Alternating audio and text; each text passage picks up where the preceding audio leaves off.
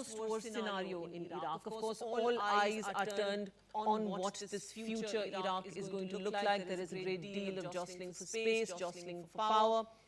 Who is going to call the shots? Which one of these several Iraqi opposition groups will get accommodated in this new dispensation that is, of course, being choreographed entirely by the Americans. Yesterday in this program, we spoke to a spokesperson of the Iraqi National Congress. That, of course, is an opposition group headed by Ahmed Chalabi, a former member of the Iraqi monarchist regime. But there are other opposition groups as well, and one that will be very difficult to ignore is going to be the Supreme Council for the Islamic Revolution in Iraq. This is a Shia opposition group, and it has for the last 23 years based itself in Tehran. It is headed by Ayatollah al-Hakim, a Shiite cleric, a leader from many Shias in Iraq.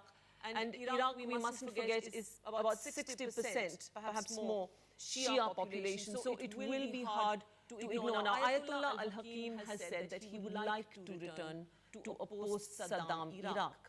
And yet, on the other hand, of course, you have Washington extremely suspicious of the Ayatollah because of his close proximity to the Iranian revolutionary Islamic regime.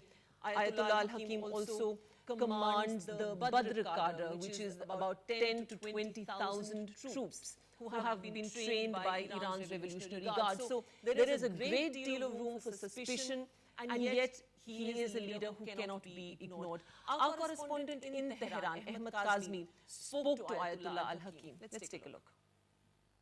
आज हम Iran में कार्यरत Iraq की सद्दाम हुसैन सरकार के सबसे बड़े विरोधी संगठन supreme council for Islamic revolution of Iraq के मुखिया आयतुल्लाह सैयद मोहम्मद बाकर अल हकीम से बात कर रहे हैं। आज के हालात में उनके क्या विचार हैं, ये जानने के लिए हमने उनके तेहरान में स्थित हेडक्वार्टर में मुलाकात की।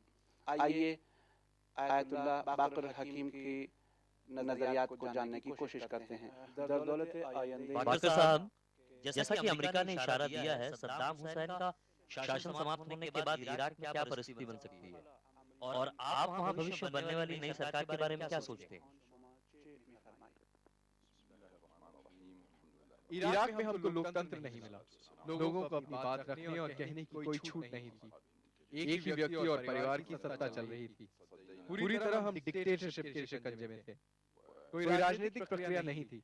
हमने इराकी जनता को उसके राजनीतिक अधिकारों से अवगत कराया, क्योंकि ये धर्म, मानवता, नैतिकता और राजनीति के लिहाज से जरूरी था कि ऐसे कुशासन के खिलाफ उठ खड़े हों। लोग उसके खिलाफ उठ खड़े हुए तो उन्हें खामोश कर दिया गया। हम दशकों से इसका प्रयास कर रहे हैं कि इराक में लोकतंत्र आए। अब जब भी इराकी जनता को मेरी आवश्यकता पड़ेगी तो मैं उनकी सेवा करूंगा। بعد حمله آمریکا به عراق دکتر ولایتی هند رفته بودند و موضع इराक पर हमला शुरू होने के बाद डॉक्टर विलायती ने भारत का दौरा किया था। यदि आप इराक में नई सरकार का गठन करते हैं तो भारत के प्रति आपकी क्या नीति होगी?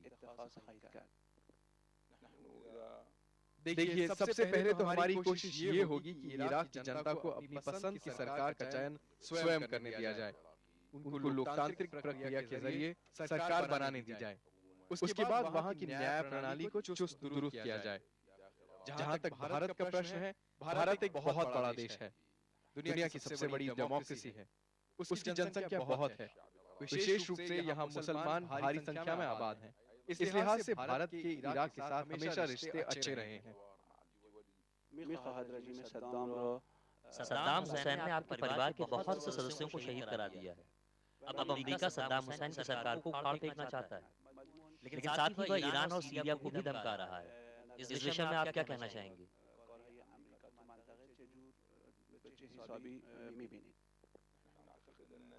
देखिए, इस समय इराक की जनता के सामने तीन निशाने हैं।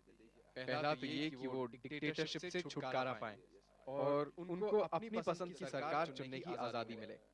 दूसरा निशाना ये है कि वो विदेशी ताकतों से इराक को बचाएं।